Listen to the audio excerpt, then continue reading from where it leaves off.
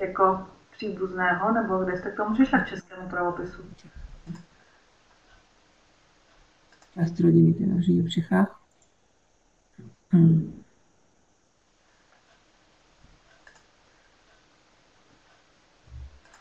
Tak já ještě tady povolím mikrofon, ostatní, kdyby náhodou se chtěli něco zeptat. Tak jo, takže já to budu tady průběžně pouštět, ale já myslím, že můžeme začít, tak si to když tak můžete kolegyně připravit už.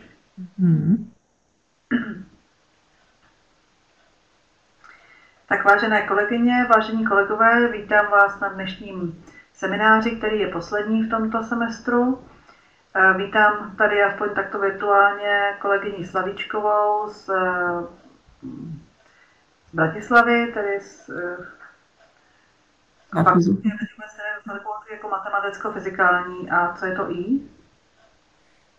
Oni nás premenovali na fakultu matematiky, fyziky, informatiky. Jo, informatiky. Informatici boli nešťastní, že nie sú v názve.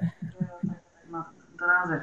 Takže ji tady velmi vítám alespoň tímto způsobem. Ona měla původně přijet a být u nás na řádném Erasmus pobytu, který se tady nakonec nemohlo uskutečnit, tak jsme rádi, že se to podařilo alespoň takto. Pokud byste měli v průběhu jejího vystoupení nějaký dotaz, můžete samozřejmě psát do chatu, jinak bude potom možnost na konci se i zeptat, nejenom teda prostřednictvím chatu, ale i tak, že se přihlásíte a jako ukážete a na něco se zeptáte.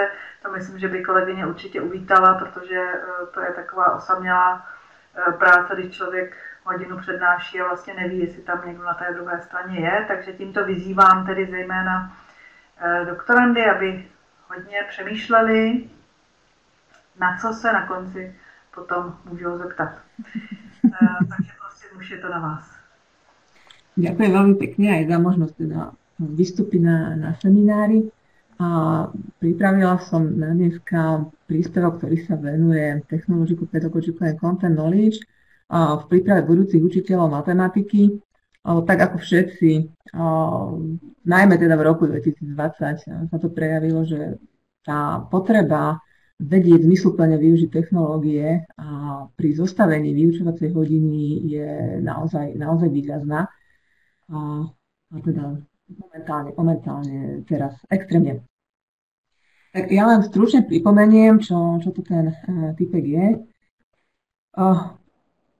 Keď sa pozrieme na tú prípravu budúcich učiteľov matematiky, teda ono to platí aj pre iné predmety, ale ja sa vám zameriavam na matematiku, keďže sa venujem príprave budúcich učiteľov matematiky, tak môžeme to rozdeliť na také 2 až 3 hlavné zložky. Jedna z nich sú pedagogické vedomosti tých študentov, ktoré získavajú. U nás sa to volá spoločný psychologicko-pedagogický základ.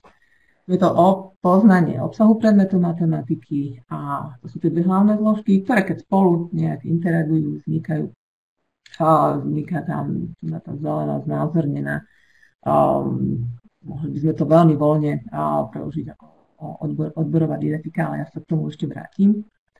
A tento model, ktorý obsahuje teda tie pedagogické vedomosti, tie poznanie obsahu predmetu a tzv. Pedagogical Content Knowledge, je ten model od Schulmana konca 20. storočia, ktorý bol neskôr rozšírený ďalšími výskupníkmi o technické vedomosti tých našich budúcich učiteľov matematiky. Do tých technologických vedomostí by sme mohli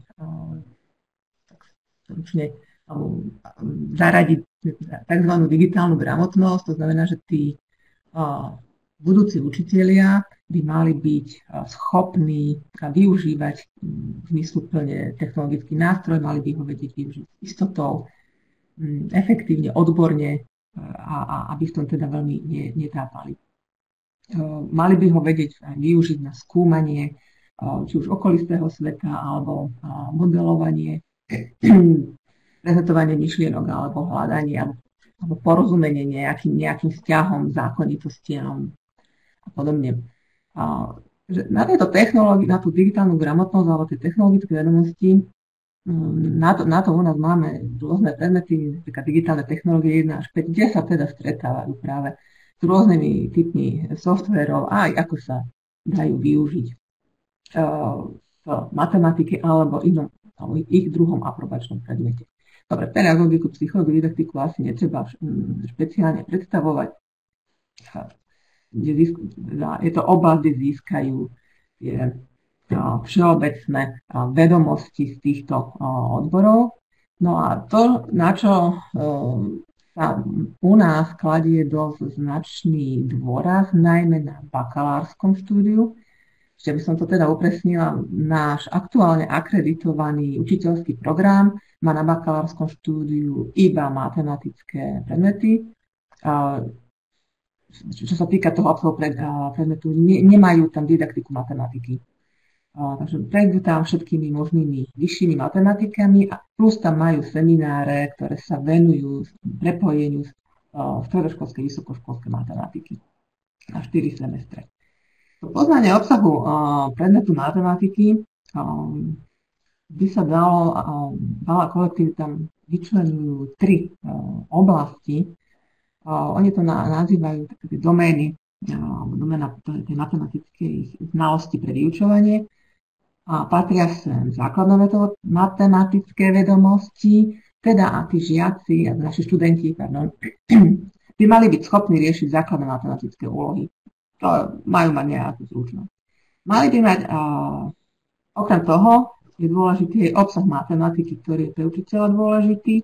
To znamená, že nie len vedieť niečo vypočítať, čo je z tých základných matematických vedomostiach, ale aj poznať rôzne reprezentácie tých matematických poznatkov, vysvetliť nejaké vzťahy, jak tam fungujú postupy. A tiež aj porozumieť neštandardným postupom riešenia. A taká tretia zložka je matematický rozhľad, kam patrí aj história matematiky, vedieť a aplikovať matematiku aj mimo odboru matematika niekde, či už v ich druhom aprobačnom predmete alebo v nejakej úplne inej oblasti, aby teda to poznanie toho obsahu predmetu bolo také komplexné. Takže tieto 3 zložky by sa mali nejak rozvíjať na tom matematickom základe, keď to tak pomenujem. Ako som spomínala, v interakcii tých pedagogických vedomostí a tých predmetových alebo poznanie obsahu predmetu sa nachádzajú tzv. Pedagogical content knowledge, kde znovu to možno rozčleniť na 3 časti. Malo by ísť o poznanie myslenia žiakov, to znamená, ako sa žiaci učia nové pojmy, nejaké nové vlastnosti, ako riešia úlohy, akých chýb sa môžu dopúšťať, akými miskoncepciami bojujú. A patrí sem aj poznať, čo robí učenie sa nejakého konceptu náročné alebo ľahké. Na to priamo nadväzuje poznanie didaktických prostriedkov, a teda keď budem identifikovať rôzne chyby, miskoncepcie, postupy riešenia a tak ďalej. Ako voliť nástroje, pomôcky na to, aby som rozvíjala to matematické myslenie žiakov, ako pracovať s tou chybou a aké nástroje použiť, aby sa tá chyba odstránila, alebo ešte lepšie, aby sme jej predišli. A v neposlednom rade poznanie kurikula, teda mali by byť oboznámení so školskou dokumentáciou, poznať štátny vzdelávací program, štandardy, učebnice, ktoré budú využívať. Takže to je pedagogical content knowledge. No a keď k tomu pridáme tie technologické vedomosti, tak v tých interakciách vzniká teda technologicko-pedagogické a technologicko-predmetové vedomosti. A to je, ako zmysluplne využiť tú technológiu ako nástroj pre ako vhodná forma alebo nejaká metóda výučby, ako mi ovplyvní tá technológia voľbu metódy, ktorú budem teda ďalej vyučovať. A to je, čo sa týka tých pedagogických vedomostí a smerom do obsahu matematiky. Je to, ako mi to pomôže sprostredkovať to učivo. Aká je tam tá pridaná hodnota, keď ja použijem nejaký software, napríklad pri vysvetľovaní zlomkov. A toto by mali pláne. No a to, čo sa teda, tá oblasť, ktorá je v interakcii, keď interagujú všetky tie 3 zložky, technologické, pedagogické a tie predmetové, a to je práve ten týpek, keď toto všetko v úvodzovkách zlejme okopy. A na to sme sa snažili zamerať. Teda nie len tento semestr dlhodobo. Takže by som predstavila, začali sme tým, že skôr ako sme prešli k TPEC, tak sme začali tým Pedagogical Content Knowledge, kedy sme urobili zmeny v predmetovej didaktike, oni stále prebiehajú, lebo však vieme, že vyučovanie nie je taký nejaký uzavretý systém, ale vždy sa snaží človek vylepšiť to, čo robí. Takže tam nastali nejaké zmeny, ktoré tu predstavím a postupne sa k tomu pridávalo to použitie technológií. To použitie technológií, ale dobre, tento semestr to bolo nevyhnutnosť, ale pred rokom, keď sme s tým začínali, tak bolo to viac menej na báze dobrovoľnosti, že mali by to vedieť, ale vzhľadom na to, že v tej vláňajšej skupine sme mali taký veľmi silný odboj zo susednej fakulty, a ešte ste boli teda predstavení, zabezpečujeme matematiku pre učiteľov nielen na našej fakulte, ale aj pre ďalšie 3 fakulty, ako je prírodovedecká telovýchova a filozofia. Tu máme také aj zaujímavejšie kombinácie s matematikou. Takže to sme tam teda popridávali. No, tak, ideme to popredstavovať. Začnem tými pedagogicko-predmetovými vedomosťami. Povinné predmety, ktoré to zasiahli, bolo úvod do didaktiky matematiky a didaktika matematiky 1-2. Premietlo sa to aj do niektorých voliteľných, ale o tom tu nebudem rozprávať, ak tak iba veľmi, veľmi okrajovo. No a tým, že študenti mali zvyčajne pocit, že 3 roky ste tu do nás tlačili vysokú matematiku a my vlastne nevieme, že ako s tým teraz narábať, na čo nám to bolo a my to vlastne chceme čo najviac vytesniť. A zabudli sme všetko zo základnej a strednej školy pre istotu. Tak potom ich predstava tých hodín didaktiky matematiky sa výrazne líšila od tej našej, samozrejme. Preto sme chceli, že teda tie kompetencie, ktoré som spomínala na začiatku, predmet literatúry, snažili sme sa na každú z nich zamerať, aby naozaj sme mali takú tú pre nás spätnú väzbu, že áno, snažíme sa naozaj prejsť všetky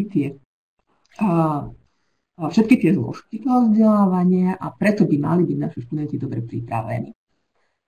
Takže to poznanie myslenia žiakov. Toto sme riešili či už samostatnou alebo skupinovou prácou na každom jednom seminári tej didaktiky alebo úvodu do didaktiky. Bolo si treba niečo pripraviť na danú tému. Na úvode sme začali so základoškolskou matematikou a na didaktike sa nadviazalo s oblastiami zo strednej školy, kde sme hľadali rôzne cesty riešenia, ako by mohli žiaci uvažovať, akých chyb sa tam môžu dopúšťať, s akými miskoncepciami sa tam môžeme stretnúť a podobne. Takže toto sme riešili. To poznanie didaktických prostriedkov, oni sa s nimi stretli na tom spoločnom základe. Takže sme im ich iba pripomenuli niektoré a skôr sme ukázali konkrétne ukážky, že teda ako sa to na tej hodine by mohlo zrealizovať. No ale zase, aby to nemali len také, že napríklad takto to vyzerá, tak to nám veľa nepovie. Taká tá predstava bola, že majú si to zažiť. To znamená, že keď sme robili, že napríklad môžeme si zobrať didaktickú hru, no tak tá didaktická hra bola samozrejme zameraná na vysokoškolskú matematiku, aby to bol, alebo na tému, ktorú nepoznajú, alebo nie sú v nej tak doma, aby to nevyznievalo tak, že ich tam ideme učiť, ja neviem, pojem zlomku. Takže tie prostriedky didaktické, aj tie formy a metódy sme predstavili, ako ich vhodne použiť na tej základnej strednej škole, s tým, že si to teda skúšali na kapitolách z vyššej matematiky, aby tam naozaj zažili to, či už pri bádateľsky orientovanom vyučovaní, že si stanovím tú hypotézu a idem si ju overovať nejakými nástrojmi, môžem tam použiť tie technológie. Na poznanie kurikula dlhodobo najmä fakultní učitelia vyčítali teda študentom, že nepoznajú dobre súčasné štandardy a že sa neorientujú dobre v učebniciach a podobne. Čo nám bolo veľmi divné, lebo však my to s nimi robíme. A napokon sme teda zistili, že jeden z fakultných učiteľov sa rozhodol, že on to tam píše preventívne. No tak to teda pekne ďakujeme, my tu máme hlavu v smutku, že naši študenti to nevedia napriek tomu, že to s nimi robíme a on tam píše preventívne takéto veci. No, ale nevadí. Nič nie je na škodu, napriek tomu, že oni sa s tými, či už istými, alebo cieľovými požiadavkami na maturitu stretávajú v tom spoločnom základe. Tak sme sa tomu venovali aj tu. Tým, že u nás je rozdelený ten vzdelávací program pre matematiku do 5 tematických okruhov, zvlášť máme čísla premenné operácie s nimi, potom máme funkcie, grafy, diagramy, kombinatorika, pravdepodobná štatistika, ďalšia geometria merania, posledná logika, dôvodenie, argumentácia. Takže na týchto 5 celkov sme tých študentov porozdeľovali do 5 skupín a všetci mali prejsť tie ISCEDy cez ISCED 1, 2 až 3. Napríklad tú geometriu a meranie, čo sa robí na prvom stupni, ako na to nadväzuje druhý stupeň a tretí stupeň, kam sa až dostaneme a ako sú ďaleko tie cieľové požiadavky pre maturantov od toho, kde končí isté trojka. Že či je tam nejaká veľká priepasť, alebo tam priepasť nie je, chceme tam viacej, menej, nejak to rozumie zhodnotiť a tiež ako sa im pozdáva tá nadväznosť v tých jednotlivých oblastiach. Toto mali spracovať samostatne, s tým, že na ďalšej hodine sme to diskutovali, aké niečomu nerozumeli, že niektorým tým formuláciám, ktoré boli také záhadnejšie, tak to sme si teda objasňovali. No, predtým, takže to, čo som opísala, tak vyzeral semester aj minulý, aj tento, až na to, že tento sa to riešilo teda dištančne. Tá organizácia semestra bola rovnaká oba roky. Na začiatku úplne prvá hodina diskusia, čo je podľa nich dôležité, aby vedeli vyučovať matematiku na základnej strednej škole. Čo oni očakávajú, že sa tu naučia, aby toto zvládli. A ako súvisí, to bola prvá časť, potom, že ako súvisí ich príprava na našej fakulte s ich budúcou prácou a ako sa naplnili ich očakávania zo štúdia na vysokej škole doteraz. Lebo však sú prváci magistri zatiaľ. No, potom prišlo to pôsobenie, ako som ho opisovala, že sme sa zamerávali na tie tri zložky a na konci semestra sa porovnali tie ich prvotné predstavy o tom, čo to tá didaktika matematiky bude a čo sa tam bude učiť a čo by im mohlo pomôcť v tom ich budúcom učiteľskom pôsobení. A toto sme vyhodnotili, najmä teda z pohľadu študenta, ja potom k tomu poviem ešte zo pár poznámok z mojej strany. Tak to je ich očakávania. Tu sa to tie 2 roky po sebe, 2019-2020, vždy zima, sa to výrazne líšilo. Tie skupiny to ako keby bola jedna z iného vesmíru. Pretože tí vlaňajší očakávali, že my im dodáme alebo spolu s nimi vypracujeme prípravy na všetky hodiny matematiky, akože pre základnú aj strednú školu.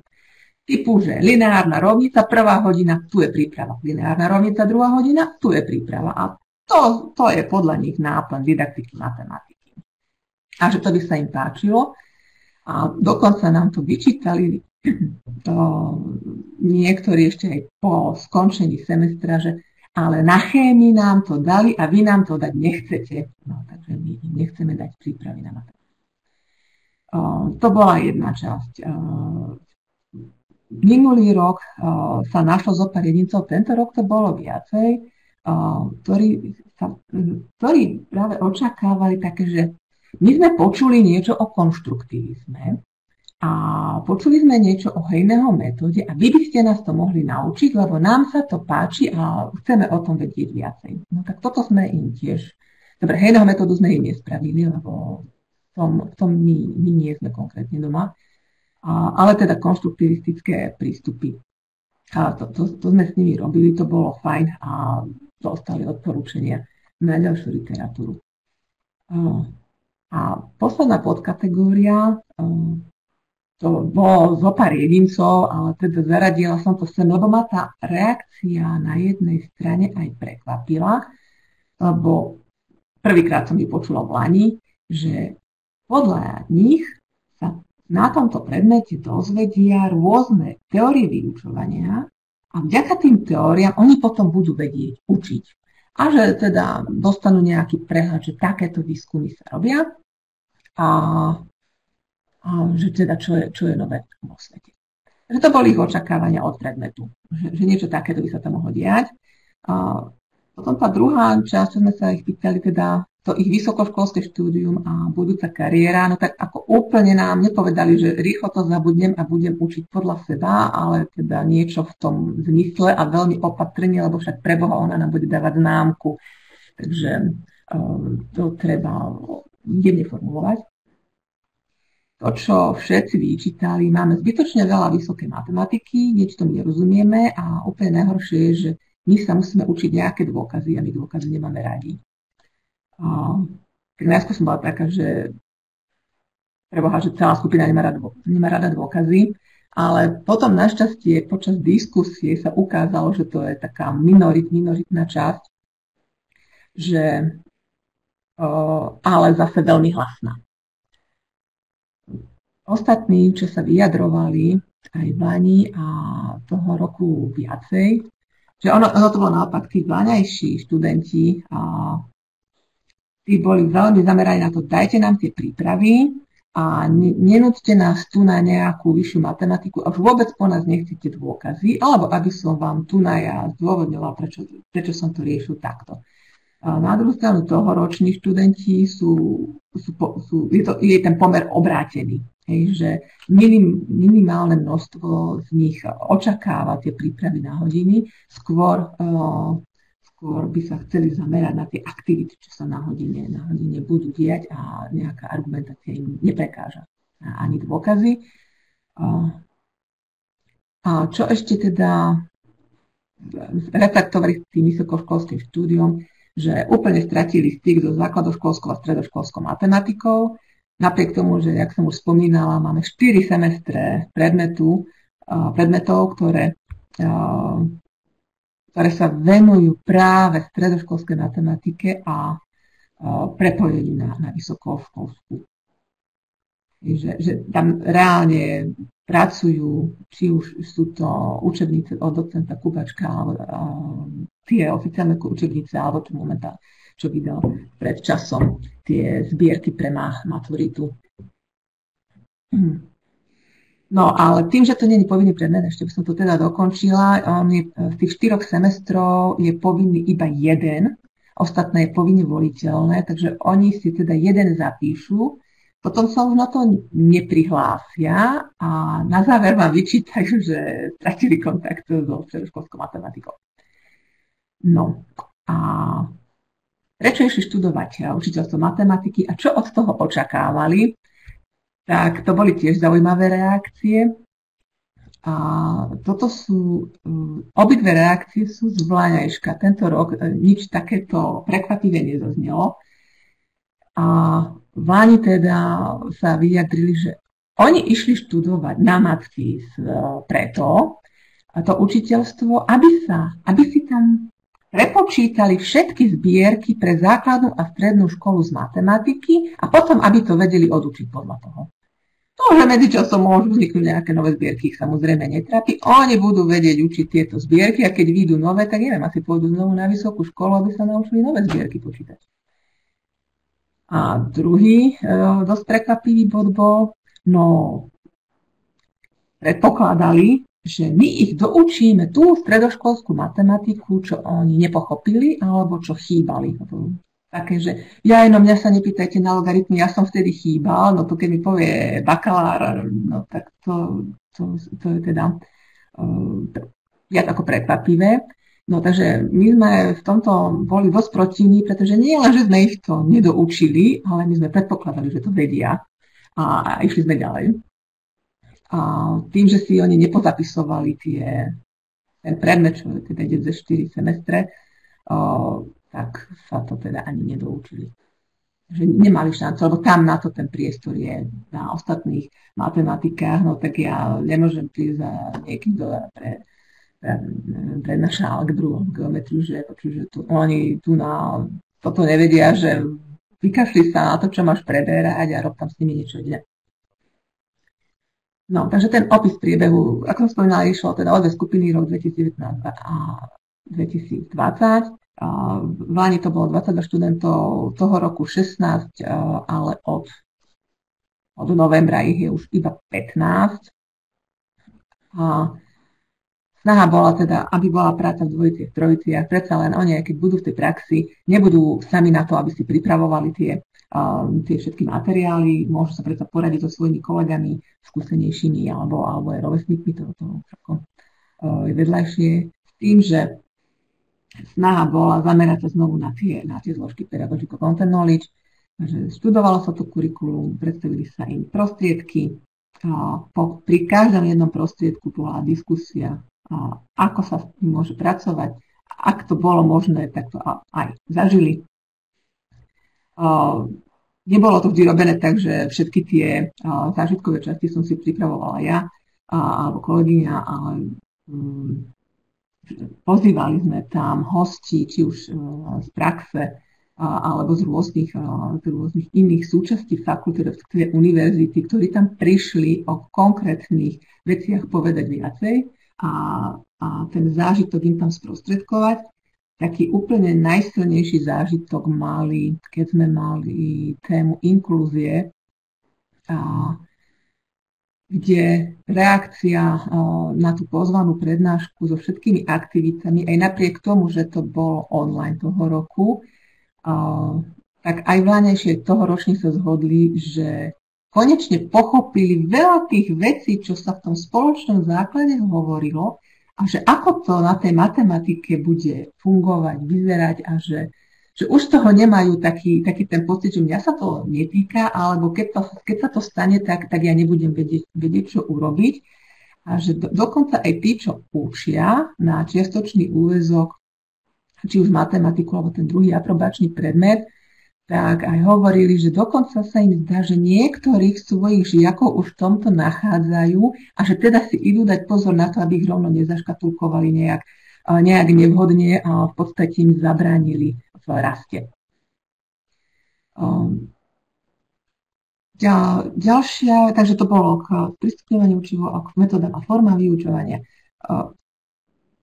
Keď si oni mali popripravovať nejaké výstupy, alebo využiť konkrétnu metódu, napríklad mali badateľsky orientované vyučovanie a dali sme tému delenia zlomkov, že badateľsky, ako to spraviť, tak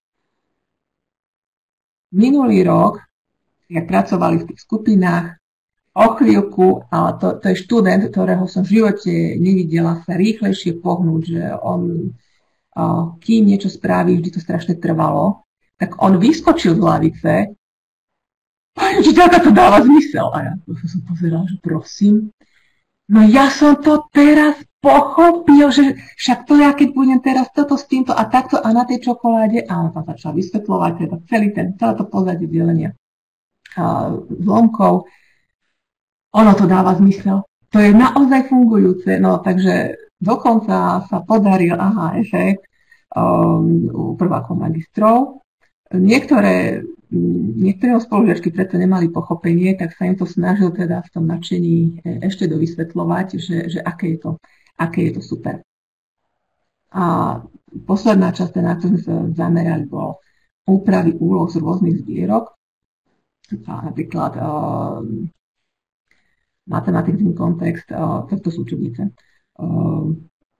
že odtiaľ dostali nejaké state a že čo z toho sa dá použiť alebo upraviť, alebo ako by to zaradili, keď budú preberať napríklad jednotky obsahu alebo nejakú inú tému, že vždy sme im to tak nejak porozdeľovali. To, čo tam bolo znateľné, je, že oni bojujú s tými ich vlastnými miskoncepciami. Ako aj nám to bolo hovorené a dosť sa s tým totožňujem, že najviac sa človek naučí, keď ide učiť, lebo nemôže tam človek prísť, že ja tomu síce moc nerozumiem, ale niečo vám tu porozprávať, no teda nemôže. Môže, no ale potom tá výučba tak vyzerá. Takže tam ten boj s tým, že ja im tam dám, že navrhnite ako objavne, ako podnetne, ako nejakým iným spôsobom,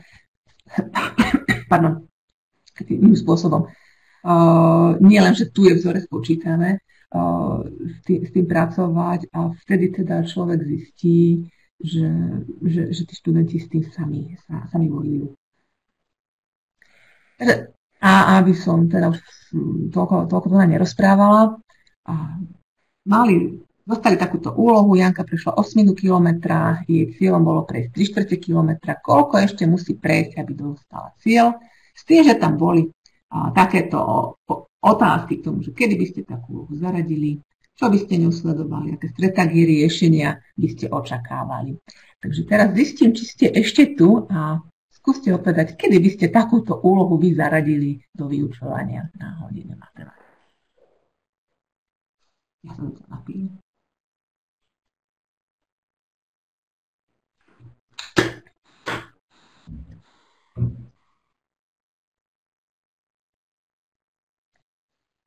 Má niekto nejakú predstavu, kedy by takúto úlohu zadal svojim žiakom na hodine? Budou brát odčítání zlomku a budou mít už zlomky, kde budou hledat společného jmenovatele.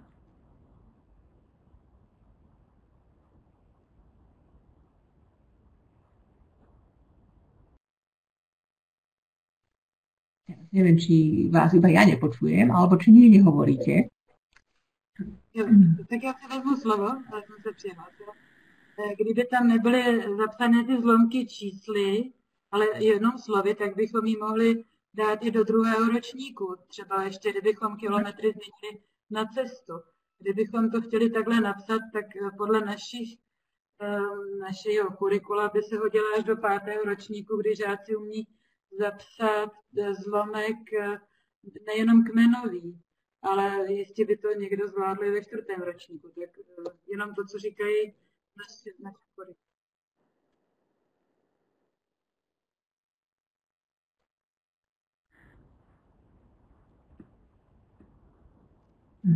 Teraz nepočujem nič.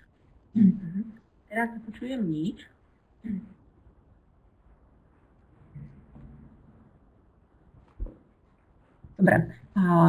Ale tak chcem toho... Jde to v chatu?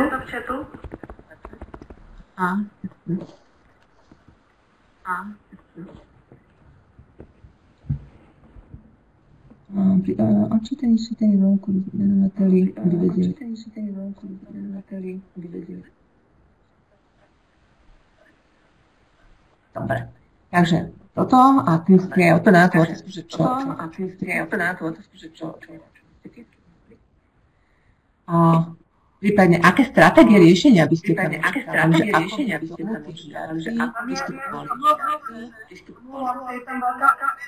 Musíte si prosím všichni vypnout mikrofony.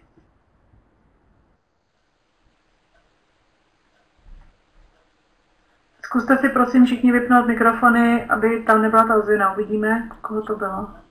Zkuste teď konkolik.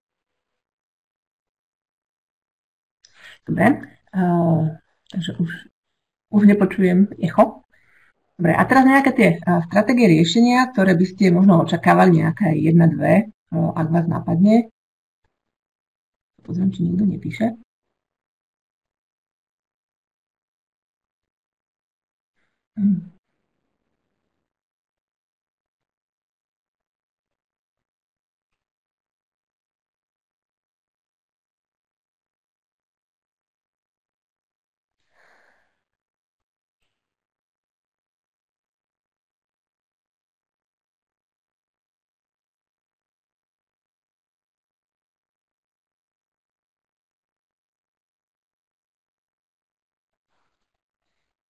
Porozumiem, že by to robili nejakým obrázkom, nejaké nákresy.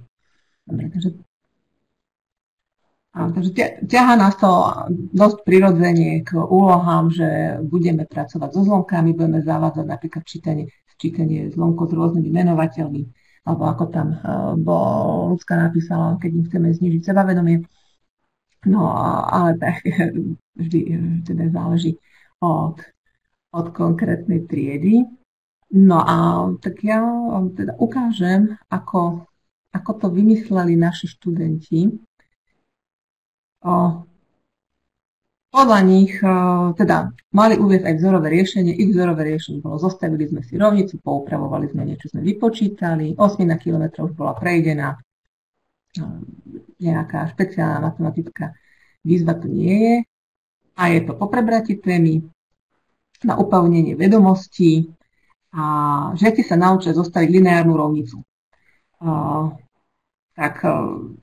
Toto bolo ešte z tých začiatkov, že toto je úloha, s ktorou sme začínali druhý týždeň semestra, teda ešte sme nič nemali prebrané, ale chcela som vedieť, že ako oni vnímajú jednoduchú slovnú úlohu, nie je tam nejak extra veľa textu a je to celkom, ten kontext je taký prirodzený, že keď niekam idem a už som nejakú časť prešla, chcem vedieť ešte, ako ďaleko musím ísť. No, najčastejší postup predpokladali odčítanie zlomkov a možné chyby, zlé zostavenie rovnice, operácie so zlomkami, respektíve nepochopenie úlohy. Tie skupiny boli po dvojiciach až trojiciach, s výnimkou, keď sa v jednej skupine nepohodli a vznikla skupina, úvodzovka skupina, kde bol teda až jeden študent. Nebudem sa tu na dlho zdržovať, len takéto dôležité. Zase aj druhá skupina, využijeme tam rovnicu, ak ju už poznajú.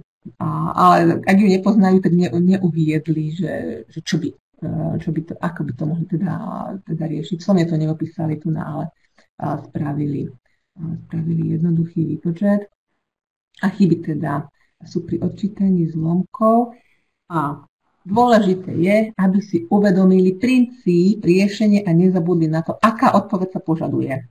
Áno, takže tu je to také, že my vieme, že keď nám učiteľ zadá nejakú úlohu, očakáva odpoveď v nejakom tvare a na toto ja vlastne pri riešení úloh musím myslieť. Tak toto ma tak trošku,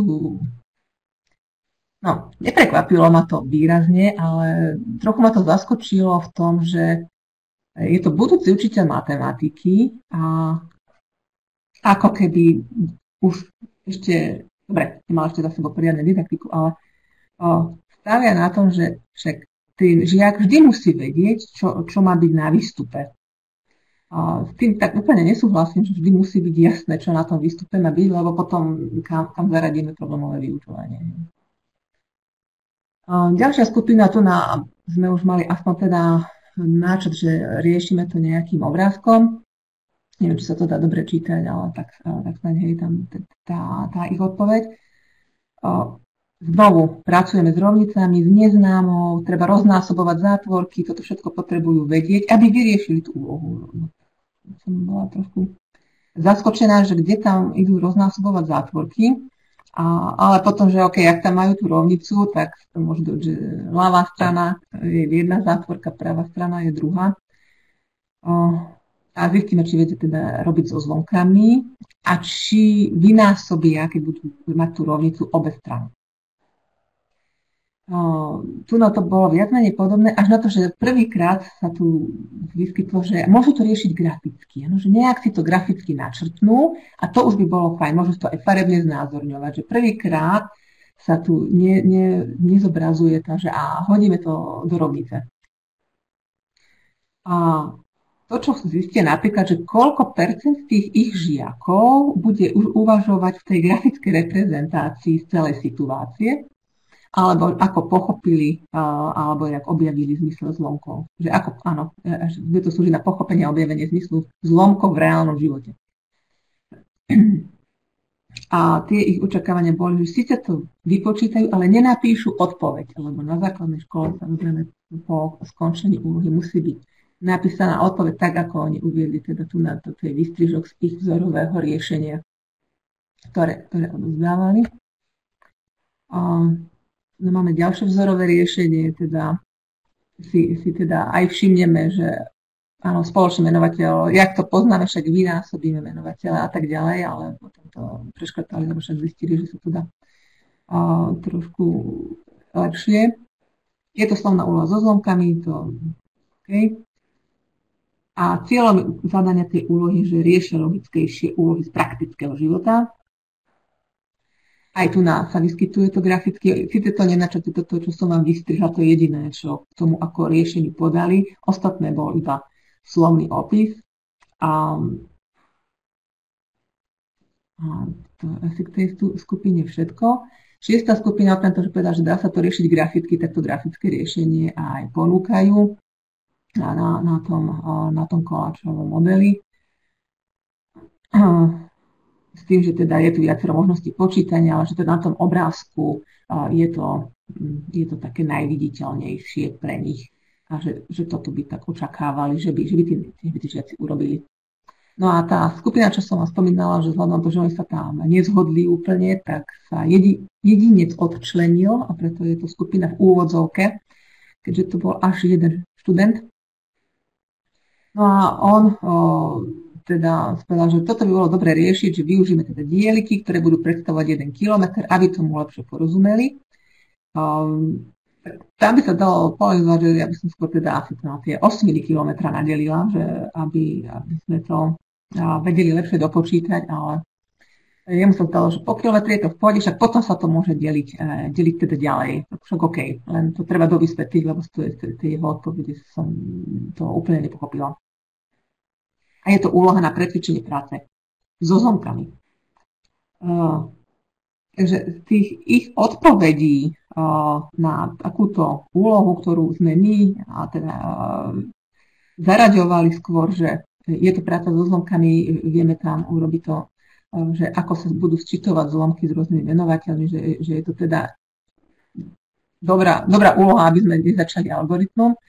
Tak študenti áno, ja chápem, oni ešte nemali tie znalosti také, aby to vedeli asi lepšie zaradiť.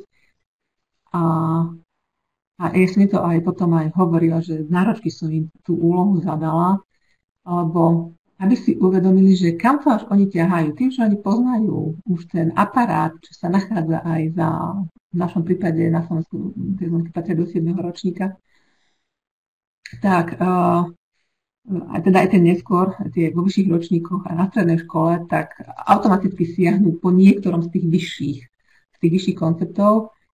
Riešili to tam, však to je priama úmernosť, že to tam pozapisovali, alebo to zostavenie rovnice, ale dve skupiny navrhujú to grafické riešenie jedného teda aj zobrazí, že čo to je.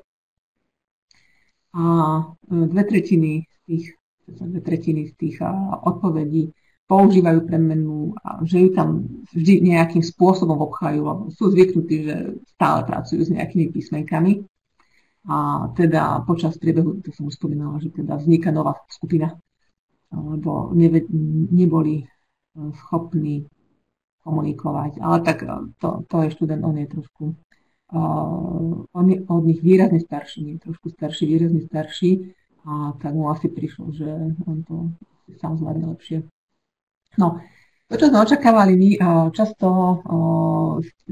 tu už odznela, teda je to motivácia k operáciám, sčítania, očítania, Môžem pracovať s rôznymi modelmi zlomkov, aby som zobrazila tú situáciu. Nemusí byť koláčový, môže byť dĺžkový ten model, ktorý by bol asi vhodnejší v tomto prípade. A možno nie, závisí, kto si ako tú predstavu zlomkov vybudoval. Môže to byť opakovanie, prehlbenie poznatkov, až na to, že naši študenti to skôr ťahali, že to už je na opakovanie. Keď som si spýtala, že prečo by to nemohlo byť na začiatku, tak na začiatku také nemôže byť, lebo však slovné úlohy sú vždy zaradené až nakoniec, keď už vieme počítať. Že vychádzajú z toho, ako sa oni učili, teda, že slovná úloha, to už je niečo ťažšie a to už musíme všetko prebrané. Preto, ako náhle vidia slovnú úlohu, tak už je to opakovanie, prehlbenie poznatkov. Tiež sa dá použiť aj na diagnostiku vedomostí žiakov, že teda ako rozumejú, či už tomu algoritmu počítania, alebo prečo ten algoritmus vyzerá, ako vyzerá a prečo je tam dôležité nastaviť ten spoločný menovateľ a tiež, ak sa tam zvolí vhodná reprezentácia, tak prepojenie toho grafického a symbolického zápisu, že po nejakej úprave, alebo podľa toho, jak by sa tá úloha na hodinu zaradila, že dá sa s ňou pekne robiť. No, takže podľa tohto sme teda zistili, že treba viacej potlačiť na tú zložku, že to, že dostane slovnú úlohu, neznamená, že už mám všetko zvládnuté a je to teda tá výzva nejaká. Toto som vlastne hovorila, že na to opakovanie sa zamerali, lebo úlohy sú slovne ťažšie. Tá grafická reprezentácia buď málo využívaná, alebo nie úplne korektne opísaná. A áno, ten vyšší aparát tým, že ako sa oni tvária, že však my sme ich už prevádzovali vyššou matematikou, oni sa už nevedia ako keby dostať na tú nižšiu úroveň, všetko zabudli, tak to sa tu prejavilo. Tu ešte dosť málo, ale keď sme riešili nejaké iné úlohy, to oni boli schopní čo sme to tam robili, do geometrické postupnosti, ale tak oni to tam, dobre, že funkcionálny rad k tomu nenapísali to, že, no lebo mali predtým nejaký predmet, ktorý sa akurát nejaké vybrané partie z matematickej analýzy mali a potom tam aplikovali všetko možné, lebo ešte ostali teda v tom rámci. No. Takže bolo treba výrazne posilniť teda ten pedagogical content knowledge. Tým, že tá výučba bola online, tak malo to aj svoje prínosy. Oni totiž to, my sme mali 2 týždne prezenčne, až potom sme prešli na online výučbu a na tých 2 týždňoch, kde bola prezenčná výučba, no z nich niečo dostať, to bol nadľudský výkon. Keď sa teda konečne rozprávali, už sa pohol čas. Tým, že to bežalo online, tak sa tak nejak odosobnili, alebo sa tak nejak viac odvážili rozprávať, čo bolo fajn. A veľmi tie aktivity, ktoré sme my robili po každej tej ucelenej časti teórie, tak toto veľmi oceňovali, že po každej tej hodine, ak ostal čas, lebo sem tam tá aktivita bola tak dlhá, že sme prišli opäť na školu, tak potom na začiatku po týždni, na začiatku ďalšej hodiny sme vyhodnotili, čo im tá aktivita dala, čo sa tam naučili a ako by niečo podobné vedeli zaviesť. A napríklad sme robili hru na hľadanie najdlhšej reťazky čísel. To bolo inšpirované príspevkom na konferencii minulý rok, kde sa pracovalo aj s mocninami a aj sa tam robila organizácia údajov, že nebolo to, keď sa chcelo, tak to mohlo byť, že iba si precvičíme nejaké mocniny čísla do 20 alebo do 30, ale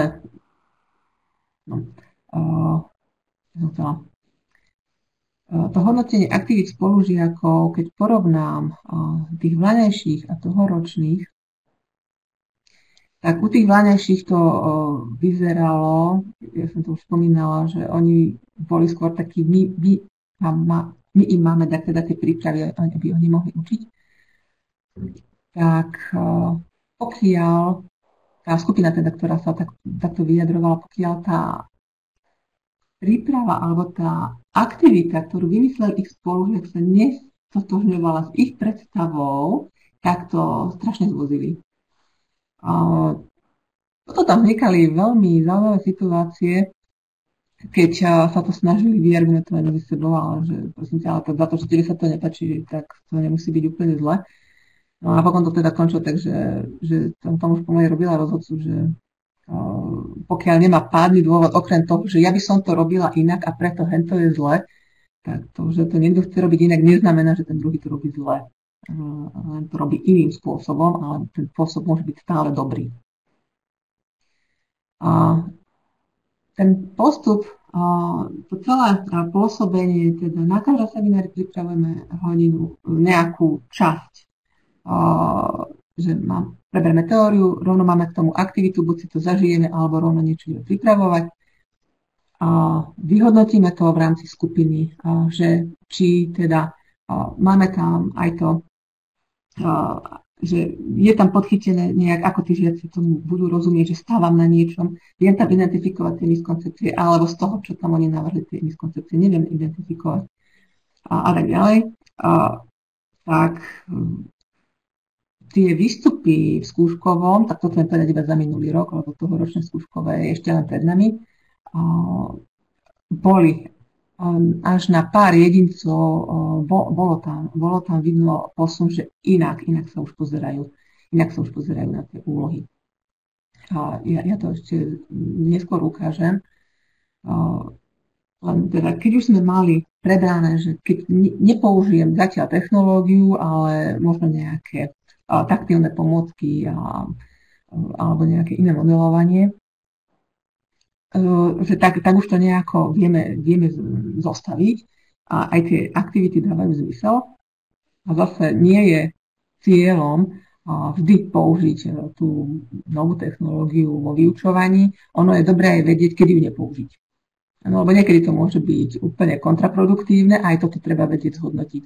Aj to patrí do jednej z tých kompetencií tohto modelu. Takže okrem keď sme chceli budovať ten technological pedagogical and content knowledge, tak sme stávali už na tom, čo by mali vedieť z toho technological, aj pedagogical, aj content a aj tých interakcií medzi nimi, že technológie a didaktika technológie predmet, pretože ku všetkým tým, ono to vytvára napokon 7 oblastí, ku všetkým z nich majú predmety, kde na tom pracujú. Takže sme predpokladali, že oni vedia ovládať softvery, ako je GeoGebra, Wolfram Alpha, poznajú nejaký Kahoot, Padlet a všetko možné, lebo sa s tým stretli.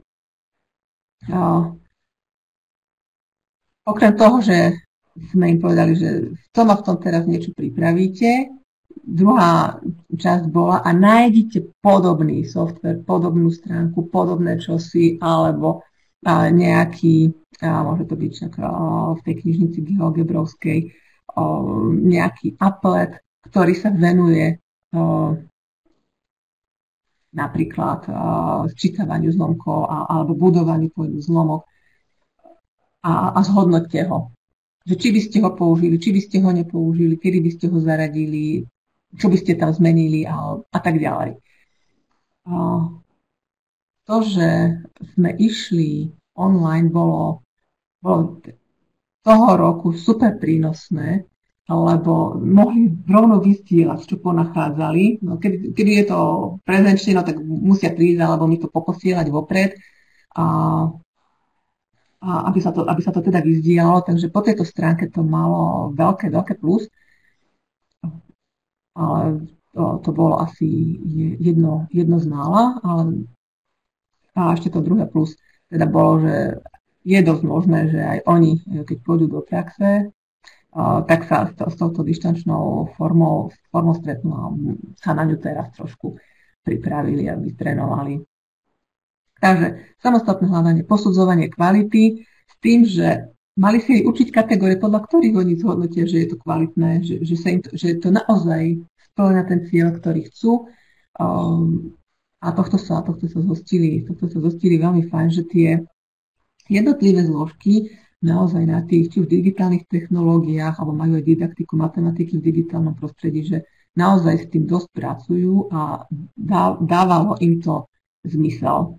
Že teraz, keď to už začali začleňovať už do tých vedomostí, ktoré sa v prvej polovici semestra naučili.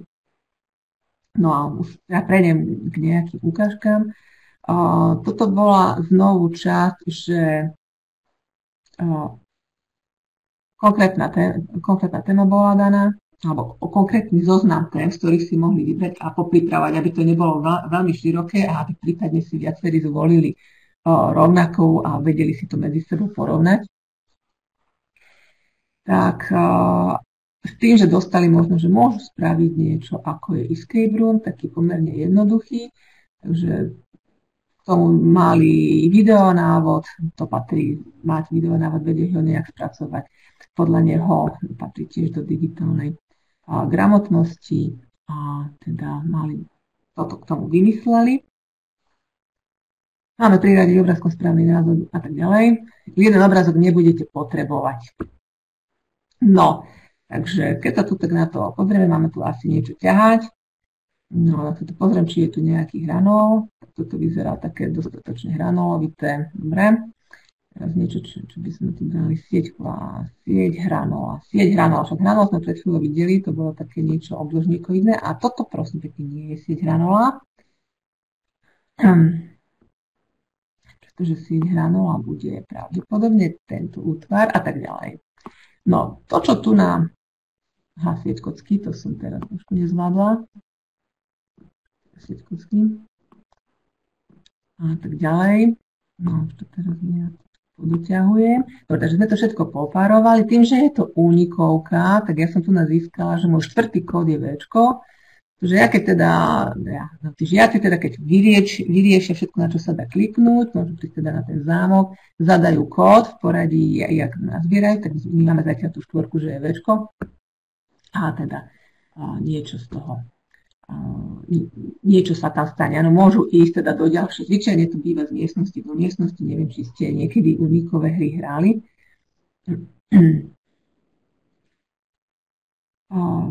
Takže to bol ten escape room. Taký pomerne jednoduchý, ale pekný. Dosť sa podobá na ten, ktorý bol v tom videonávode, ale to vôbec nevadí. Išlo o to, aby si to vôbec vyskúšali. To, že nevždy boli tie, aj tu na to však bolo vidno, že hranol a kváder, tak áno, kváder je podmnožina hranolov, ale asi by to bolo treba trošku lepšie, alebo jednoznačnejšie napísať, aj keď ja som to tuším dala na sieť kocky, nie kvádra. Ale ani tam by to nefungovalo. Dobre, potom mali týchto learning apps. Tieto learning apps sa dajú prepojiť potom na tú unikovú hru, lebo však to vidíte aj tu, že ten dizajn je podobný, len teda tu mám aj celé to okolo a znovu mám ťahaním po prepájení, nie to teraz riešiť, lebo už sa asi zakecávam, ale to, čo som vám určite ešte chcel ukázať, hra Milionár. Tak, ktorý z následujúcich útvarov má 6 strán? Pneumatika, pyramída, globus, dom. No ja keď som to videla, som to pozerala, že však nič to hľadala 6 strán. No a potom reku, dobre, asi chceli povedať hrán. A celkovo to vyjadrenie, napokon je to dom, tak dom má 6 strán. Prosím pekne, a je to už koniec. Takže už to idem hrať asi 7 krát som stroskotala na prvej otázke, no zo mňa teda milionár nebude. Skúste znovu. Takže vieme, že to bol dom, lebo takýchto terminologických problémov tam toho bolo viacej, ktorý z týchto útvarov nepatrí medzi kvádre. Hranol, panelák, chladnička, kváder. Tak povedzte vy, čo z tohto nepatrí medzi kvádre?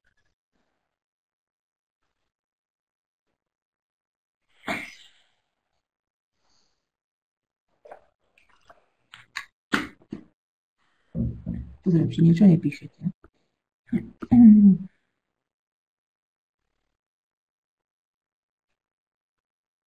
Nepíšete. Asi trojboký hranol. Asi ten. A tak ďalej. Takže tu na je to, ktorý z uvedených útvarov je trojrozmerný. Celý tento milionár, ja to nejdem ďalej hrať, keď teda budete chcieť, môžete si to potom vyskúšať. No, ja som zistila, že ja som, no, ak som 2 otázky dala na prvú šupu, tak to bolo veľa. A potom som rozmýšľala, že teda to sa nie je možné. Áno, toto je zo začiatku, keď sme s tým typek začínali, tak sme tam teda zistili, že majú obrovské medzery v terminológii matematickej, takej tej korektnej, áno, strany, hrany, steny, to všetko jedno. Sformulovať tú úlohu korektne. Áno, vytvoriť úlohu nie je triviálne, ale nemuseli to vymýšľať. Majú k dispozícii zbierky, majú k dispozícii učebnice, či už online, alebo teda, dobre, tento semester tie papierové nie, lebo na fakultu nemohli prísť, ale v zborovni si vedia nájsť a stiahnuť učebnice, z ktorých nie všetky, ale aspoň niečo, s čím môžu pracovať. Takže áno, tá terminológia tá tam silno pokrývkáva tým, že sa nevedia dobre matematicky vyjadriť. Potom aj tie úlohy nedávajú zmysel. Čo im aj spolužiaci potom vyčítali, že ale my sme to tiež moc dobre nevedeli. Niektorí boli s tým úplne v pohode, lebo hovorili rovnakým jazykom, ale čo tam, to som zabudla povedať, na tej didaktiky my máme aj doplňujúce štúdium a taká malá časť z nich, tak 2, max 3 študenti v každej skupine, v tom ročníku, sú doplňujúce, teda tí, čo študujú čistú matematiku a dorábajú si pedagogické minimum, tak tí boli, ktorí im vyčítali, že nerozumeli tým úlohám, že im tam niečo nedávalo zmysel. Tak bolo treba napracovať teda na tej korektnosti vyjadrovania. A ono to bola zhoda náhod, lebo vtedy sa akurát znižil teda počet študentov na 15, teda dievčina jedna nám odišla. Ten matematický rozhľad a znalosť toho kurikulum, tak ako to v rámci toho projektu spracovali, to bolo všetko v poriadku. Tam sa orientovali, ktorý ročník, ktorá téma a cca, ako to za sebou ide, že neskôr už tie úlohy neboli také odtrhnuté od sveta. Tým, že im paralelne beží história matematiky a my sme spomínali aj paralelu filogenézy a ontogenézy, tak viacerí začali prepájať aj tieto predmety medzi sebou, že tie kontexty zadávali aj z histórie, také historickejšie. To porozumenie neštandardným postupom riešenia, u každého sa to nepodarilo rozvinúť, aj kvôli tomu, že sami bojovali s tým, ako úlohu vyriešiť alebo ako ju zostaviť. To plus zaraďovanie úloh, ktorými zistíme aj niečo viacej, či už to bola napríklad to s tými zlomkami, alebo aj teda z iných tematických celkov neboli tam stále iba zlomky, aj keď teda sa na ne odvolávam, ale bolo tam dosť veľa tém rozpracovaných na zlomky práve. Takže bavíme sa, že ako odhaliť chyby. Pretože len to, že je výsledok zlý, tak ono sa ťažko len z číselného výrazu zistím, že by sa to chyba stala. Že tam treba trošku viac alebo tú úlohu postaviť iným spôsobom. Takže sme sa snažili, ako urobiť procedurálne úlohy, napríklad podnetnú. Tak tu nám bola taká úloha, tá procedurálna, tu je zo zadania tej procedurálnej, že vypočítajte veľkosť tohto uhla. Uhla steny PQT a podstavy, zistíte dĺžku XY a podobne. Tam bolo zo 10 odrážok alebo zo 5. A každá sa pýtala buď na nejakú dĺžku alebo veľkosť uhla.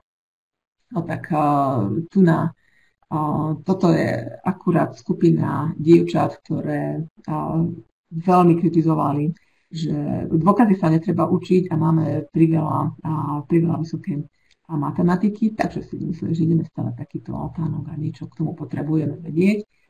No, takže tu nám máme prijať výzvu a dorátať teda tie údaje. Ja som to tu strihla, tam boli písané tie údaje, čo k tomu potrebujú vedieť, aby to vypočítali. To, že si predstavujú, že ja tam poviem pekný kontext a potom sa pýtam po A, po B, po C, po D, je pre nich silno podnetné, tak sa mi moc nezdalo. Ešte na to majú šancu zapracovať do konca januára, kedy ja teda s nimi musím mať ešte hodinu, keďže im posledné 2 týždne odpadli. Potom úloha odzadu, skôr ako vám ukážem to riešenie, tak takúto úlohu dostali ponúknutú a že otázka je, kedy by takúto úlohu použili a čo by ňou vôbec zistili. Že ja dám pol minútky, že len si tak premyslíte a ukážem vám teda, čo s tým tí naši študenti urobili, lebo máme tu máme tu nejaké vrecko múky, stojí tu niekoľko tých libier a ideme robiť koláčik. Nejaký dobrý vianočný. No a teda, aký výsledok dosiahneme tým, keď chceme tento výpočet, čo sa dozvieme. Jednoducho povedané. No, predpokladám, že ste si aspoň jedno rozmysleli.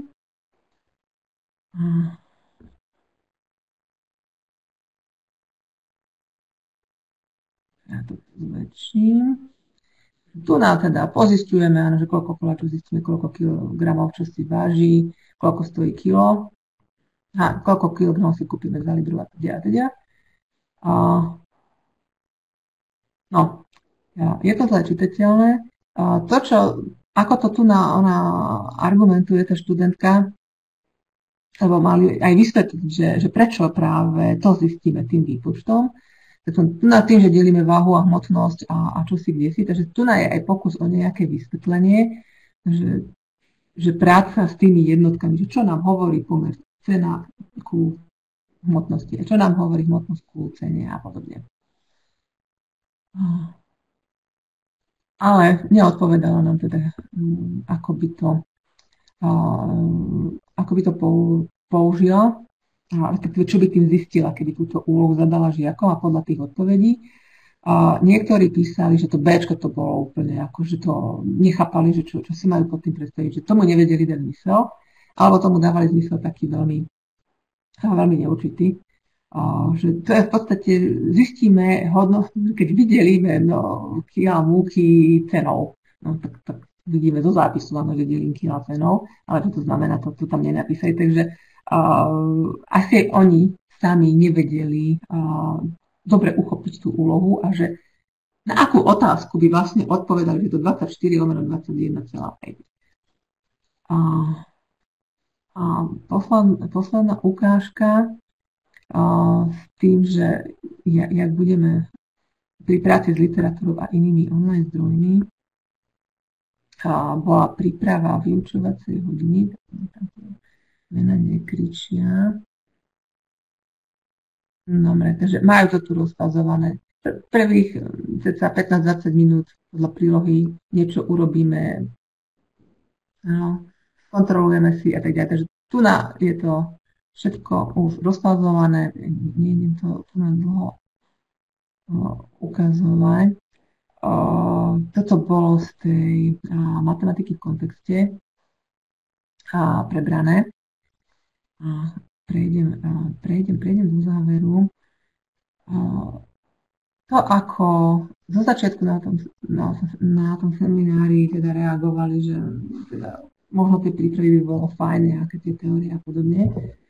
Tak na závere semestra tie hodnotenia alebo autohodnotenia tých študentov boli, že veľa z toho, čo sme robili, bolo to super zaujímavé, hodilo sa im to, potrebujú to, že majú lepšiu predstavu, čo ich čaká a že čo budú učiť. Potom, ja už som tú skupinu spomínala, mali by sme sa učiť menej dôkazov, áno, a vyššie matematiky a tak ďalej, a radšej robiť takéto aktivity. To sú tie dievčatá, čo tam mali ten ihlán prerobený, že mám altánok v takomto gréckom štýle, to sú oni. A faktom je, že táto úloha síce nebola nejak až tak extra, neviem, ako kreatívne prerobená, alebo úplne nesplňala podmienky na podnetné vyučovanie. Ale aspoň sa nad tým zamysleli a to, že môžu vymýšľať kontexty, hľadať obrázky a nejak to spracovávať, tak sa v tom asi viacej našli. A úplne taká reakcia, že strašne som sa zlákla, že úlohy sme dostali v angličtine, ale potom ma to chytilo, dohľadala som aj ďalšie a ona to tam ešte tak dlhšie vysvetľovala. Ja to iba stručne zhrniem, ona totiž to učí ale fyziku na základnej škole pár hodín a že zistila, že tam tí žiaci, že nevedeli tam nejaké veci s percentami a keď ja som im dala na tie anglické texty, neboli tam akurát percentá, boli tam tá geometria meranie, tak keď je tam toto tak dobre spracované, tak predsa aj na percenta musí byť niečo tak dobre spracované. Tak ona ešte aj tie percenta dohľadala a úplne, že jaké to bolo fajn, že už nebolo potrebné im tým žiakom, tým našim študentom teda rozprávať, že a teraz si chodte niečo dohľadať a ešte toto rozšírte, že tá aktivita už tak prirodzene vnútorne vyplávala na povrch a tým, že jak oni ešte hodnotili, že im začínajú dávať zmysel tie veci, čo sa tak separovane učili, tak nám to prišlo, že potom je to fajn, že naozaj to zameranie sa na tie zložky, na to, aby sa to dostatočne prepojilo a že naozaj ideme tú tézu po téze, aby sa na niečo nezabudlo. Keď vidíme, že niečo pokrývkáva, tak na tom viacej zapracujeme, že to malo zmysel. Tým, že ten typek je aj definovaný ako iná spôsobilosť, že nestačí, aby sme sa separátne učili, teda používať technológie, naučili sa didaktiku, naučili sa matematiku, tak áno, aj to, že na tej odborovej didaktike sa toto prepájalo a boli tam odvolávky do tých ich predchádzajúcich 3 rokov štúdia, ktoré dovtedy oni nechápali, na čo majú a bolo to pre nich z toho pohľadu zbytočné, tak na konci semestra už to také zbytočné nebolo. Tým, že dostali aj možnosť cítiť sa do role učiteľa, tak si uvedomili, že aké to má všelijaké neblahé účinky a že to, že im to v hlave nejak neznamená, že keď to začne rozprávať, tak to bude tiež tak dobre znieť. Posledná poznámka. Ja som túto skupinu učila, aj keď boli druháci na matematike a už tam veľa z nich bolo cítiť, že sú veľmi kreatívni. Tam oni dostali na domácu úlohu vtedy, blížila sa Veľkonoc a vymyslieť úlohu s veľkonočnou tematikou, ktorá sa bude riešiť jednoduchou diferenciálnou rovnicou. No tak niektorí spravili úplne takú vec, že krásny kontext a potom a tento dej sa riadi y derivované rovná sa nejaký úplne super fantastický výraz, že že to skade prišlo. Ale niektorí teda mali naozaj krásne veci a prínos pre mňa, naučila som sa kopec receptov na veľkonočná paska a ja neviem, že všetko ako zvyky a tradície prierezov od celé Slovensko. A teda oni si teda uvedomili nejaké tie ďalšie zákonitosti. A týmto vám ďakujem za pozornosť a rada zodpoviem akékoľvek otázky.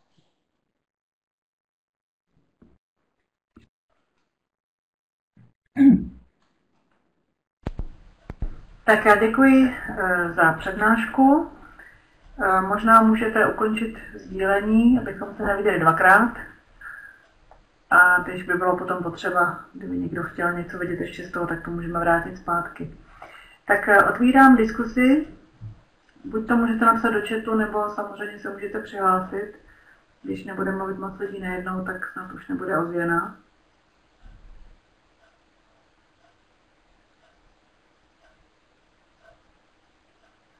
Tak hlásí se Anna.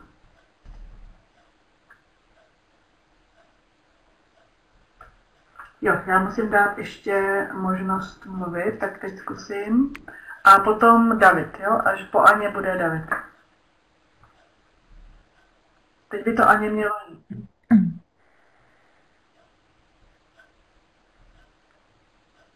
Je potřeba zmáčknout ten nahoře, ten zelený mikrofon, aby vás bylo slyšet.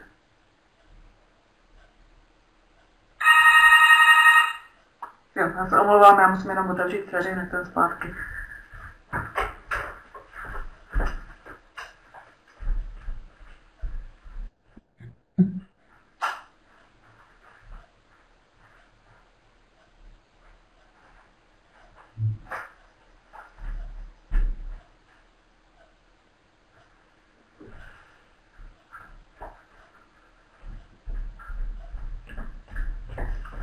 Tak pokud se nepodařilo, tak poprosím Davida zatím, jestli by nepoložil otázku. David Henkel se hlásil jako druhý. Dobrý den. Ano, slyšíme. Jo, super.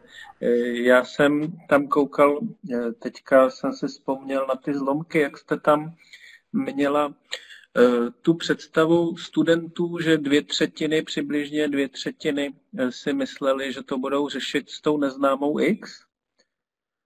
Tak jako z vlastní zkušenosti, tak vím, že naprostá většina žáků to pomocí X řešit nebude. Třeba v té 7. třídě jich tam bude pár, prostě jich tam bude opravdu minimum. Chtěl jsem se zeptat, jak jste pak s tím dál pracovali, nevím, jestli jsem to přeslech, nebo jste to neříkala, jestli jste s tím pracovali, protože tohle to asi není úplně ta správná představa. Áno, nie je to určite správna predstava, ďakujem. Pracovali sme s tým ďalej, ja som to asi iba prebehla a nepovedala poriadne. To, že dve tretiny našich študentov teda si myslí, že žiaci na základnej škole tam hodia to X-ko, tak tá práca bola v tom, že začali sme prečo by sa táto úloha nemohla dať na začiatok. Predtým, na začiatok preberania a čítania zlomkov napríklad. A išli sme cez modely, že keď budeme do školy model a odkrokujeme to, lebo jeden z tých, tá skupina, ten jeden jedinec, čo tam bol sám v skupine, tak on to tam načrtol, že môžeme si rozdielikovať teda tú dĺžku, aby bolo ľahšie pochopiteľné, že keď tam teda niekoľkokrát nanesem tú 8 minút, dostane sa k tým 3/4 a že odtiaľ to vychádzať. A že zostavenie rovnice na takúto pomerne triviálnu úlohu, ako ja chápem, že oni ako študenti na vysokej škole asi k tomu dosť inklinujú, ale tá rovnice sa u nás nepreberajú v 7, tie sa preberajú neskôr v 8. Takže ja keď robím so zlomkami, tak prečo by som ja takúto jednoduchú úlohu nemohla začať skôr a nepoužívať ju ako, neviem, propedeutiku k rovnici, čo samozrejme môžem, ale toto nie je cieľ. Takže snaha bola ukázať, že dá sa to použiť. Výrazne skôr môže to byť motivačná úloha, že ja im nepoviem, že máme nadpis čítovanie zlomkov, ale mám prestávku po 8 kilometra, dám si limonádu, koľko mám ešte prejsť, lebo 3/4 kilometra mám prejsť. Takže ako toto zistím? Že aby tá úloha im dávala zmysel a postupne prídeme nejak k tomu algoritmu, ktorý vedie k čítaniu zlomkov s rôznymi menovateľmi. Aj tak, ako tu niekto písal, že taká tá číselná os s dostatočnými dierami alebo takými tými dielikmi, že by bola fajn. Takže s týmto sme pracovali. A ďalšie modely. Odvíjali sme sa od tých odpovedí, ktoré nám tam dali, že dalo by sa to riešiť graficky, že teda ako si to predstavujú, lebo jedni to tam nakreslili, ja som to tam ukazovala, ale jedni iba napísali napríklad graficky, ale nevedeli sme, že ako. Tak oni tiež, že no v podstate ako tu na tá vedľajšia skupina, lebo teda už keď to videli, tak to videli. Ťažko povedať, a nakoľko ostali presvedčení, ale z ich reakcií potom na ďalšie úlohy, lebo tých úloh na zlomky oni tam na seba naväzovali, ja som sa nedávala všetko, potom že koľkokrát viac musím prejsť, aby čosi, alebo koľko mi chýba, a že tá otázka bola vždy viac, trošku ináč formulovaná a viedla k inej operácii. A potom si začali uvedomiť aj v tých ďalších aktivitách, že ona asi má na mysli niečo, že toto sa dá poňať aj inak ako precvičovaním. A bola som rada, že oni potom už ku koncu semestra neťahali všetko, že slovná úloha rovná sa precvičovacia úloha. Že už keď mám všetko naučené, ale že môže byť aj na začiatku. A ja sa pozriem, či tu nemám ešte otvorené tie ich výstupy.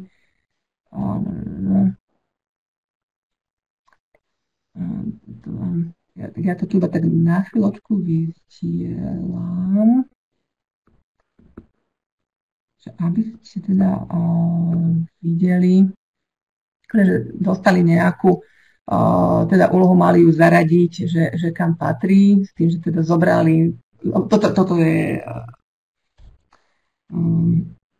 teda už z konca semestra výstup, kde prepájajú všetky tie zložky toho pedagogical content knowledge a hodina. Začneme takouto úlohou, áno, že máme tu nejakú motiváciu, máme tu nejaký kontext, s ktorým pracujeme a chceme vedieť, čo sa stane, keď a tak ďalej. A celé to tu teda rozpracovali, že tá úloha, ktorú oni dostali ako tie úlohy, ktoré dostali ako zoznam, tak už nepoužívali a ideme si toto precvičovať, ale viem to nejakým spôsobom rozumne poskladať a ten priebeh hodiny vie byť nie transmisívny. Dúfam, že som teda odpovedala na otázku. Dobře, děkuji. Nevím, jestli a nebo ještě Davide chce za něco? Děkuju, vlastně jste mi odpověděla i na takový poddotaz, že mně přišlo zvláštní, že asi ty 4 nebo 5 skupin ze 7 si to představovali jako úlohu na procvičování. Tak děkuju. Áno, toto mňa tam veľmi prekvapilo, že veľmi to ťahali do tej precvičovacej formy. Dobře, já jsem se ptala jenom, jsem úplně asi na začátku tak nedávala pozor, jako bych měla. Tohle byli budoucí učitelé matematiky a oni mají jenom jeden semestr povinný didaktiky. Oni mají jenom jeden semestr povinný didaktiky? Nie, 3. 3 semestry didaktiky majú. Ja som opisovala ten prvý, kedy sú tie rozdiely a predstavy najdiferencovanejšie, že, alebo také viac vzdialené tomu, čo si my predstavujeme a ako tá výučba matematiky má vyzerať. A prax ukazuje, že pokiaľ my ich v tom prvom semestri nepresvedčíme, tak ten druhý, tretí už nepomôže. Bohužiaľ. Lebo tí vláňajší, tak s nimi je doteraz problém. Oni teraz mali didaktiku 2 v zime. S nimi je doteraz týmto problém, že najmä tam tá jedna časť skupiny, že pokiaľ to nie je podľa mňa, je to zlé, že to je taká skupina dievčat, ktoré majú dosť špecifické predstavy o vyučovaní matematiky, tak s nimi sme nedokázali pohnúť za 5 rokov. Dobre, za 3 semestry didaktiky. Já jsem se chtěla zeptat v této souvislosti, jakým způsobem vybíráte, nebo jestli vůbec teda berete v úvahu i to obsahové hledisko. Nevím, že se třeba snažíte, aby v průběhu těch 3 semestrů se setkali s nějakými pojmy obsahovými, já nevím, třeba jestli zlomky, určitě víte, že chcete udělat. Jo, jestli to děláte i nějakým způsobem podle obsahu. Áno, robíme to podľa obsahu. Ten prvý semester je zameraný hlavne na základnú školu. Samozrejme, sem tam povie niečo z tej strednej, ale máme vytipované také tie problematickejšie časti z tej základoškolskej matematiky. Zlomky je veľký celok, tematický, problematický. Záporné čísla, veľký problém, tomu sa venujeme. Tiež geometria,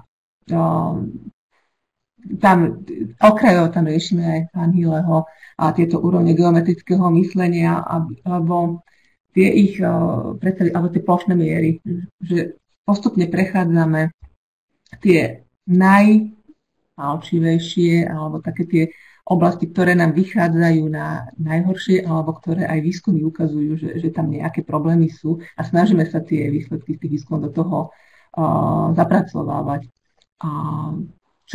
Čomu sa tiež ešte venujeme je štatistika, štatistické myslenie, lebo teda to, čo si asi nie len naši študenti predstavujú pod úlohu zo štatistiky, je, že vypočítať aritmetický priemer. A to je typická úloha na štatistiku a to, keď im ja poviem, že to nie je úloha zo štatistiky, tak na mňa pozerajú, že či som nespadla z jehody. Ale teda pracujeme na tomto. Okrem toho, lebo to sa nedá veľmi zlaté na semester a až tak do hĺbky ísť, tak tí, čo majú záujem, tak je ešte výberový predmet, ktorý rozširuje vlastne problematické partie základoškolskej matematiky, ktorý rozširuje to, čo sa na tom prvom semestri začne, že to je také prehlbenie. Zatiaľ, tým, že oni majú dosť kreditov z povinnej výučby, tak si dosť málo zapisujú tie výberovky a že naozaj tam tak asi štvrtina krúžku si to cca zapíše. A potom sa ale samozrejme stiažujú, že sa jej málo venujeme, takže to sú také. Ale hej, ideme tematicky. A potom pre strednú školu DETO, to sú tie zvyšné 2 semestre, to už je ťažisko na strednú školu, lebo tam by mali teda vedieť aj spraviť nejaké odvodenie, preukázanie, prečo tie vzťahy platia. A tam narážame, jak som aj spomínala, na tie ich vlastné miskoncepcie, vlastné nevedomosti, to, čo oni na strednej škole moc nepoňali. A potom aj kolegyňa, ktorá učí aj teda v tých ďalších didaktikách, tak tá teda ťažko trpí miestami. No ale tak bojujeme. Dobře, děkuju. Zeptám se zpátky, jestli Anna, která se předtím hlásila, se nějak si to podaří, anebo jestli to napíše, anebo jestli otázku vzdává. A samozřejmě vyzývám i další, kteří by se chtěli něco zeptat.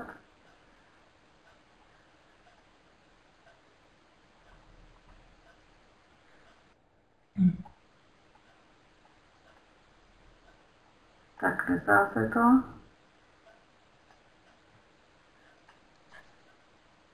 Ano, mluvím o tom, kdo je tady podepsán Anna.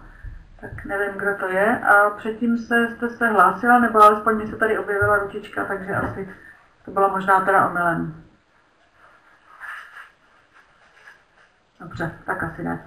No fajn, tak to nebudeme... Jo, Radka, dobře, tak Radko. Jo, dobře. Jenom taková drobnost, jak by mě zajímalo, jestli na Slovensku za kvádr považujete i pravidelný čtyřboký hranol. Tam bylo v jedné úloze, my jsme to zrovna teď nedávno řešili s kolegy, tak a mluvila jste o té terminologii, tak považujete čtyřboký pravidelný kvádr za hranol za kvádr? Hranol za kvádr, ano, my to považujeme za kvádr. Takže tam jakoby nemá podmínku, že kvádr musí mít jako 3 různé rozměry. Že musí mít 3 různé rozměry.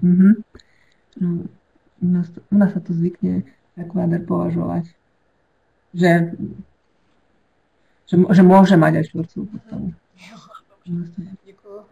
Ale áno, ako to je druhá vec, že tá terminológia u nás nie je super ustalená, síce sa robí teraz nové aj kodovanie, nový terminologický slovník, lebo u nás tiež také vec, že či je štvorec so štvorcom. Že to je to samé, že to není ustálené. No, že je to, že však áno, že je to isté, ale niektorí sa tvária, že nie. Takže áno, tá terminológia na jednej strane nie je ustálená, ale na druhej strane, keď tá úloha, ktorú som ja tam teda ukazovala s tým kvádrom a hranolom, tak však kvádr je hranol. Tak prečo mi to povie, že to nie je pravda? Že že tie položky alebo tie opisy tých sietí by mali byť presnejšie formulované, aby bolo jednoznačné, čo tým myslí. Nie, aby som tam ja teraz buď pokus omyl, alebo nejakým iným spôsobom našla to správne riešenie, že tým smerom bola tá terminologická poznámka myslená. Tady myslím, že to my můžeme jedině potvrdit, tak máme společnou historii, takže máme i podobné věci. U nás, když jsme se dívali na učebnice a taková různá shrnutí základoškolské a středoškolské matematiky, tak tam je dost velký rozdíl mezi tím pojetím. Třeba obdélník čtverec není zvláštním případem obdélníka podle naší základní školy, ale podle některých učebnic už je. Ale přitom kvádr je na základní škole zvláštním případem krychle, jak jsme se dívali do některých učebnic a zase jinde není. Jo. Takže to samozřejmě jsou terminologické nejednoznačnosti a naopak takovéto úlohy by možná měly sloužit právě k tomu, aby se to precizovali ne v tom smyslu, jako je to takhle a jinak ne, ale pozor, záleží na té definici, to je vlastně ten smysl tak cvičení. Áno, my sme tam mali, to sa minulý rok vyskytla tá diskusia, presne toto, čo ste spomínali, že teda kvádra kocka, alebo kocka špeciálny prípad kvádra. A mali sme tam deskriptívárov, ale to nie je pravda, lebo definícia, a už sme išli ďalej, takže tá diskusia aj záleží od toho zloženia tej skupiny toho roku, buď tí deskriptívári zaspali, alebo tam neboli. No, takže že toto tam nevzniklo. Dobře, tak já bych teda tímto ukončila náš seminář. Velmi děkuji kolegyni Slavíčkové, že se připojila. Doufám, že jí to příliš nevyčerpalo, její nemoci a že to zase všechno bude v pořádku velmi brzo. Ďakujem. Som rada, že som mala možnosť tu teda sa s vami podeliť o to, čo robíme a získať aj ďalšiu inšpiráciu, ako pokračovať. Velmi optimistické. Já si myslela, že se uvidíme na 2 dnech s didaktikou, ale... Áno, dúfam, že fyzicky. Ale podívejte, to půjde, uvidíme, jak to bude v tom únoru. Takže já vám velmi děkuji, nejenom vám, ale i těm, kteří tady dneska poslouchali, přeju klidné Vánoce, teda v dnešní době hlavně hodně zdraví a abychom se v novém roce zase sešli takhle na semináři nebo jiným způsobem. Takže děkuji ještě. Ďakujem a tiež sa pripájam k želaniu krásnych a pokojných sviatkov. Dovidenia.